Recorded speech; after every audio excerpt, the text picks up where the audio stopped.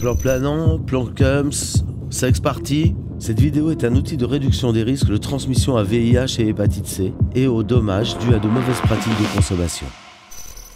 Commence par préparer le lieu où tu vas faire le plan. Dégraisse les surfaces avec un produit ménager et nettoie-les avec un produit désinfectant. Tu peux aussi poser tout ton matériel sur un papier propre. Prévois une poubelle pour jeter le matos usagé. Prépare ton matériel de consommation stérile et à usage unique pour le plan.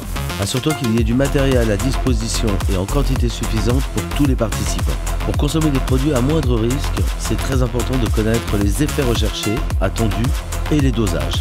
En début de session, fais toujours un petit test de dose allergique, c'est-à-dire consommer une très petite dose de produit afin d'en connaître les effets.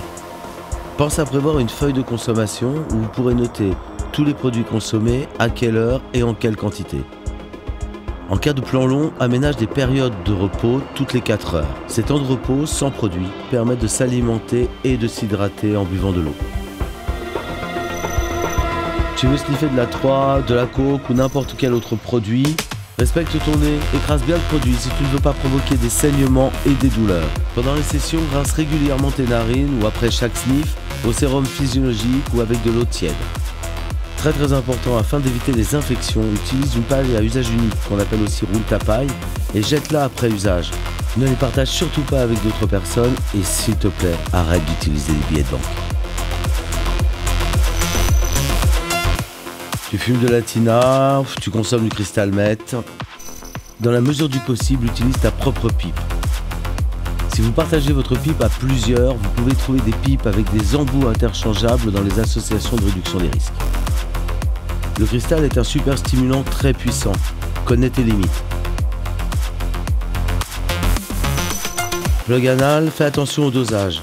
Les CUMS consommés par voie anale ont un effet très intense, ne te fais pas surprendre. Fais ton body pump en diluant ton prod avec de l'eau stérile dans une seringue sans aiguille.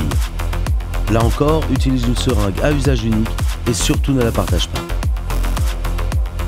Évite de mettre directement le produit sur la muqueuse anale. Cela peut fragiliser, brûler la muqueuse et favoriser le passage des infections. Tu aimes planer? Tu aimes sauter en parachute?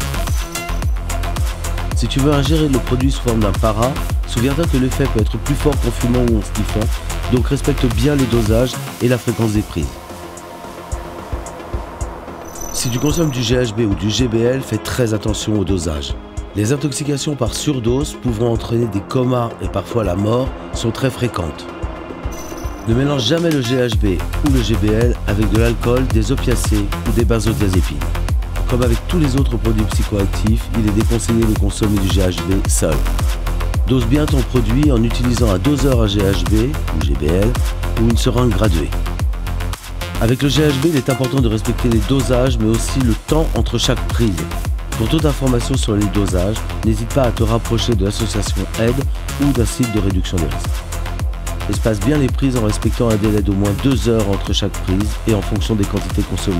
Utilise la feuille de conso pour que tout le monde se rappelle de l'heure de la dernière prise et des quantités consommées.